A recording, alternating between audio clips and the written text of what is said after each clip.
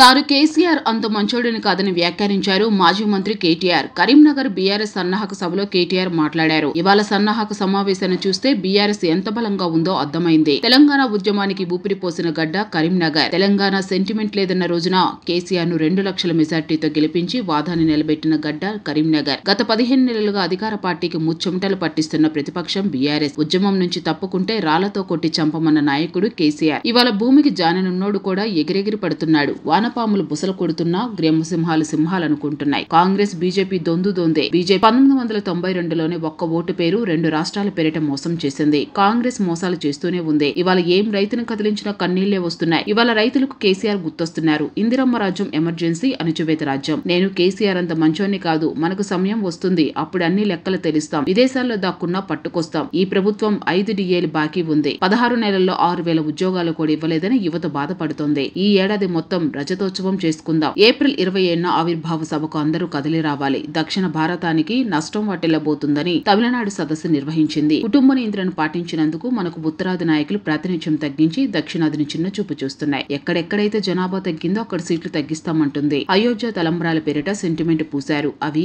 అయోధ్యవి కావు, ఉత్తినే. BJP MP Bandi Sanjay ని ఏదడిగినా శివం శవం ముచ్చట తప్ప వేరే లేదు. బడి కట్టినా గుడి కట్టినా బీఆర్ఎస్ నాయకులే కట్టారు. 10 ఏళ్లలో కడుపులో సల్ల కదలకుండా చూసుకున్నాడు కేసీఆర్. తెలంగాణలో దోచి ఢిల్లీ కట్టబెడుతున్నారు. బీఆర్ఎస్ మీద ద్వేషం, అసూయ, ఆశ అనే అంశాలను ప్రయోగించి దుష్ప్రచారం చేస్తున్నారని మండిపడ్డారు కేటీఆర్.